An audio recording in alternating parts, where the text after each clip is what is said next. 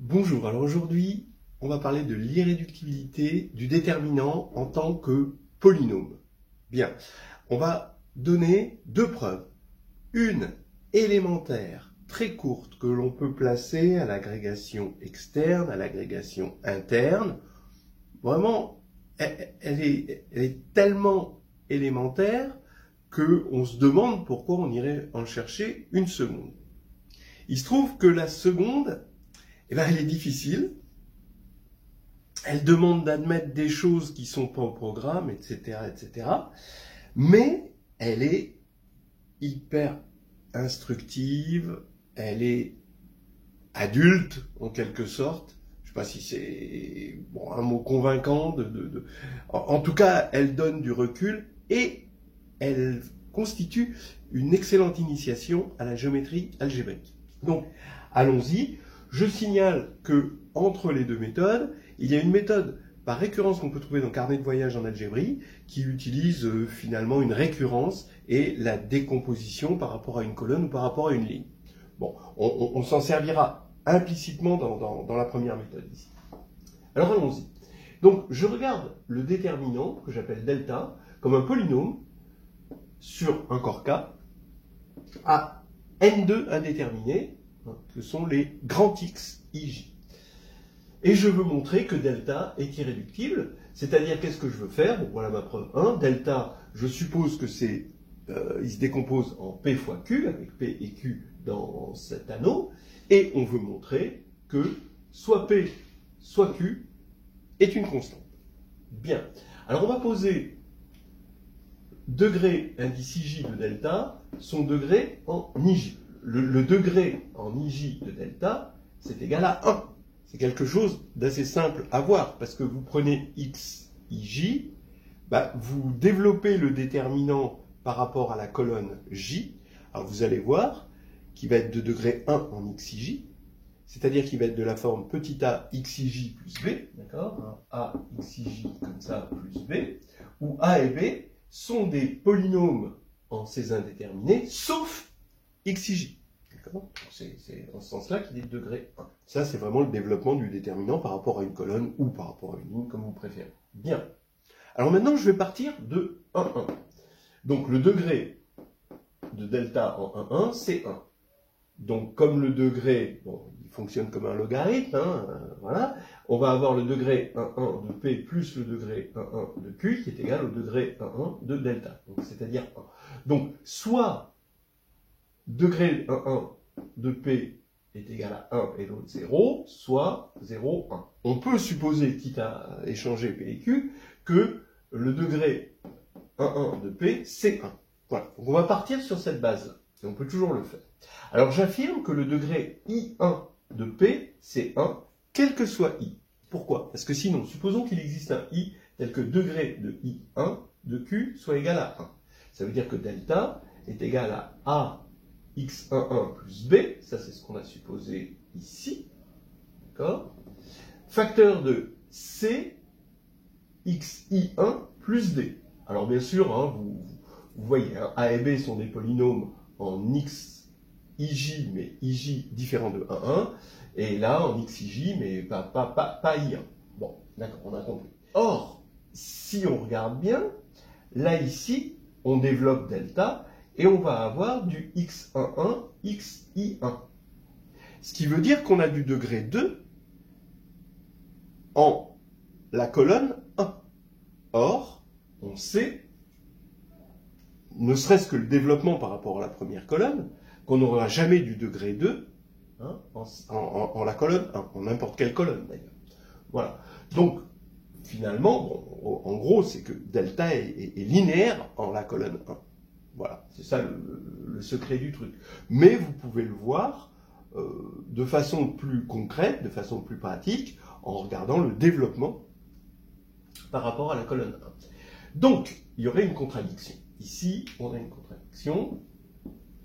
Et ce qui veut dire que maintenant, le degré I1 de Q est égal à 0. Et donc, on a ça. Bien. Donc déjà, on va avoir de façon linéaire tous les éléments de la colonne 1 ici. Mais j'affirme que degré de ij de P est égal à 1. Maintenant, pour tout ij. Sinon, bah, pour le ij choisi, on aurait le degré ij de Q égale 1. Dans ce cas-là, on aurait delta qui est égal à A x i1 plus B, facteur de C, x ij plus D. Alors pareil, AB, ce sont des polynômes en les indéterminés sauf I1, et là, pareil, il ne faut pas prendre IJ. Bien, alors ici, maintenant quand on va développer, on va voir que ce n'est pas linéaire par rapport à la ième ligne. Bien. Bon, alors, bien sûr, hein, on utilise le fait que cet anneau est intègre, bien sûr, parce que quand on va avoir AC, on va avoir quelque chose de non nul, donc on a vraiment un terme non nul en xi1, facteur de xij. Et donc, c'est pas linéaire en li. Voilà, parce que si c'était linéaire en li, il n'y aurait pas de terme de degré 2. Bien, donc ça veut dire que quel que soit ij, le degré ij de q est égal à 0. Donc Q est une constante, et c'est ça qu'il fallait montrer. Voilà. Si on doit en tirer une morale de cette histoire, on s'est servi de quelque chose d'extrêmement particulier qui marche très très rarement sur un polynôme. C'est pour ça que je vais vous donner une autre méthode.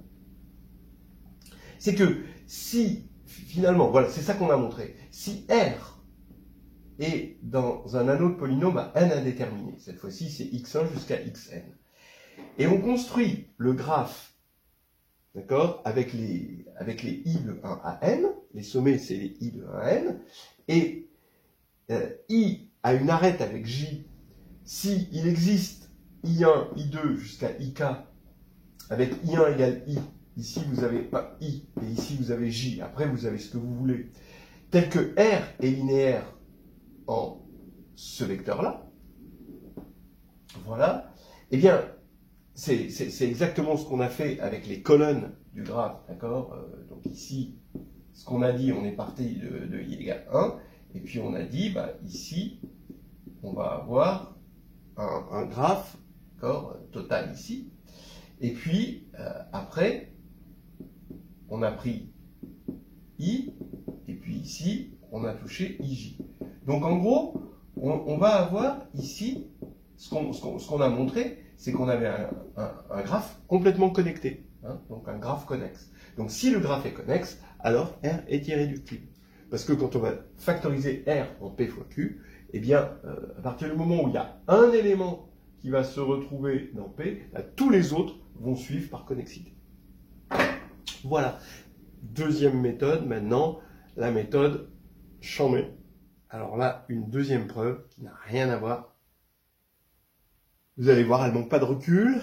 Elle demande un petit peu, surtout, de géométrie algébrique. Donc, bon, bah, je fournis au fur et à mesure les outils, mais c'est une belle initiation à la chose, je trouve. Alors, en fait, on va transporter l'irréductibilité de delta, ce que l'on veut, en une irréductibilité de la variété des m telles que del de m égale 0. En gros, qu'est-ce que c'est une variété algébrique? Là, ici, on va se contenter d'une définition très simplifiée. On est dans un espace vectoriel sur K. Et une variété, ça va être l'ensemble des zéros de polynômes, hein, d'une famille de polynômes. Voilà. On s'arrête. Alors, comment l'irréductibilité ici voit l'irréductibilité là?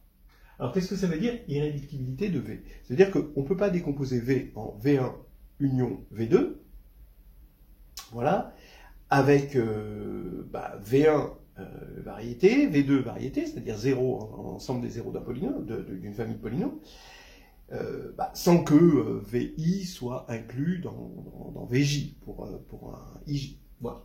Bon. Alors, regardons comment on peut voir l'irréductibilité de ça en fonction de l'irréductibilité de ça. Regardez, si delta était de la forme xy, on oublie que delta c'est le déterminant, on pense juste un polynôme à plusieurs indéterminés. Si c'est xy, notre variété V, ça va être xy, l'ensemble des xy égale 0, c'est-à-dire la réunion des deux axes. Et évidemment, on a deux variétés qui elles vont être effectivement irréductibles, hein, un axe et un autre axe, l'axe des x et l'axe des y, tel que V est la réunion des deux, hein, sans qu'il y ait inclusion l'un dans l'autre. Et donc, on voit que à partir du moment où ici, ce n'est pas irréductible, ici, ça ne va pas l'être, bien sûr. Mais il y a un second problème qui arrive, donné par l'exemple ici. Vous prenez x puissance k égale 0, et supposons que k soit strictement supérieur à 1, la variété associée à x puissance k, c'est-à-dire l'ensemble des vecteurs de E tels que la coordonnée x en question a une puissance k nulle, c'est pareil que x égale 0. Donc en fait, ce polynôme-là, lui, n'est pas irréductible, mais pourtant la variété, c'est l'axe des y, c'est complètement irréductible. Voilà. Parce que x l'est. Alors, là, on ne voit pas, on n'a pas une entière visibilité, hein, mais ce qu'on peut voir de l'irréductibilité, c'est surtout la partie décomposition en plusieurs composantes irréductibles. Voilà. Donc, allons-y maintenant avec cet exemple en tête. On prend delta égale le déterminant. Et on suppose, on est dans un anneau factoriel, ça c'est un anneau factoriel, et on suppose qu'on a la décomposition de delta produit de pi puissance ki avec les pi irréductibles là-dedans. Quand on a une famille de polynômes, on regarde l'idéal engendré par cette famille de polynômes là-dedans, et ça nous fait une variété. C'est-à-dire l'ensemble des points qui annulent ces polynômes, donc qui annulent tout l'idéal. Maintenant, on va revenir, on va regarder I de V, c'est-à-dire l'idéal, lui, associé à la variété, au lieu de la variété associée à l'idéal. Donc l'idéal associé à la variété, c'est l'ensemble des polynômes P là-dedans, tel que P de M égale 0, quel que soit M dans V. Il est clair que c'est un idéal de ça. Alors, ce que dit le théorème des zéros de Hilbert, c'est que quand on fait un aller-retour, c'est-à-dire on est parti du déterminant ici, et on est allé chercher la variété correspondant à ça, et on est revenu ensuite, alors on prend le radical de l'idéal. C'est-à-dire ici, si on peut toujours supposer que le corps est algébriquement clos pour l'irréductibilité du polynôme, quitte à plonger dans un corps algébriquement clos, eh bien, ici, on va avoir l'idéal engendré par le produit des PI, c'est-à-dire que les multiplicités ont disparu. C'est exactement l'exemple qu'on a vu ici. Voilà. Alors maintenant, je vais montrer qu'il peut y avoir qu'un seul polynôme là-dedans. D'accord? Donc ça, j'ai utilisé le théorème des zéros de Hilbert, qui demande le fait que le corps soit algébriquement clos, mais ça, c'est pas cher. Alors, regardez maintenant, on va regarder ce qu'on appelle un morphisme de variété. Finalement, ici, pour nous, de E, un morphisme de variété, c'est juste quelque chose de polynomial. Donc, de K polynomial. Hein. Donc ici, on va avoir de Mn de K croix Mn de K, ça c'est un espace vectoriel, hein, bien sûr, que j'appelle E. Et à AB, j'associe A, je multiplie à gauche et à droite, la matrice diagonale avec que des 1 et un seul 0 à la fin. Bon. Déjà, ça va dans V, c'est clair. Parce que le déterminant ici, ça va être forcément 0 à cause de ça. Donc c'est bien défini. Maintenant, j'affirme que c'est surjectif.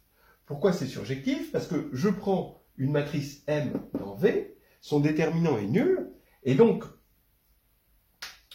on a un rang ici qui est strictement inférieur à N. Voilà.